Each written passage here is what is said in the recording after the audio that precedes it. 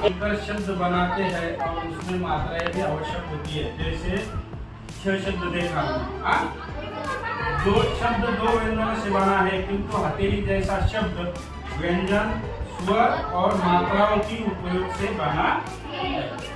एक संख्येचा वापर परत करायचा नाही। तर आपण याच्यामध्ये संख्या कोणकोणती लिहू शकतो बघा, कोणकोणती लिहू शकतो याच्यामध्ये 2 3 4 6 आणि 7 आणि 8। बघा किती अंकी झाली 1 2 3 4 5 आणि 6। मग आता एकदा दोन ही संख्या परत वापरली का आपण नाही, 3 नाही, 4 नाही, 6 नाही, 7 नाही, 8। आता आपली याच्यामध्ये कोणतीही संख्या आपण परत वापरलेली नाही, तर मग ही किती अंकी संख्या झाली आपली 6 अंकी। ही आपली संख्या झाली 6 अंकी। एक संख्या आपल्याला असे किती बनवायच्या 5। आता ही 2 नंबरची संख्या आपण बनवू शकतो। आता तुम्ही सांगू शकता याच्यामध्ये कोणती पण संख्या। आता सांगा बरं एक संख्या पहिली काय कोणती घ्यायची आपल्याला 4 6। त्याला शासन तुकाराम कायदे माध्यमिक माध्यमिक रुग्ण ऍक्च्युली ही शाळा ग्रामीण भागातील असून सुद्धा तुम्हाला माहित आहे की वर्ग 10वी मध्ये सुद्धा आपण स्मार्ट टीव्ही पासून डिजिटल शाळा करण्याचा आपला मानस आहे।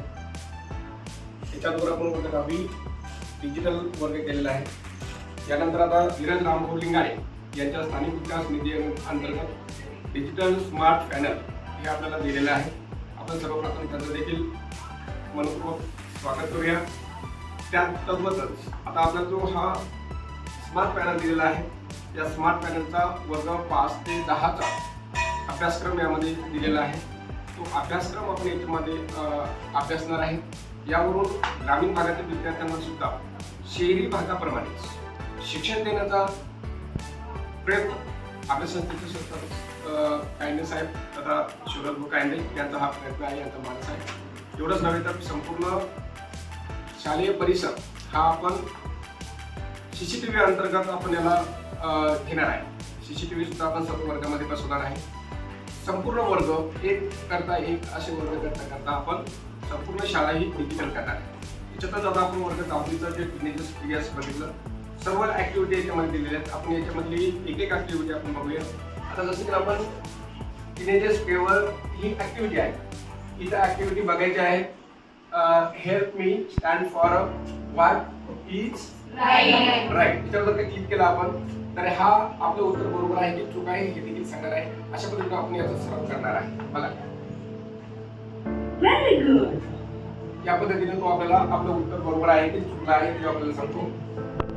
त्यानंतर माझा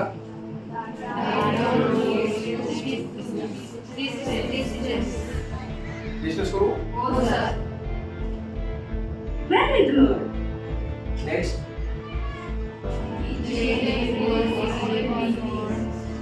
These day brings true or false?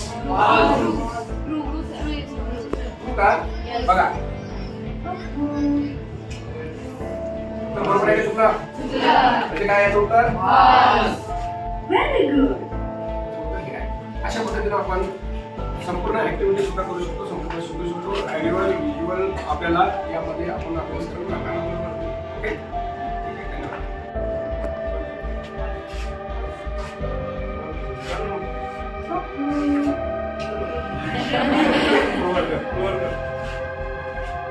Very good. Next वाचा उत्तर द्या। Coefficient for the lot company in the hall of life. True.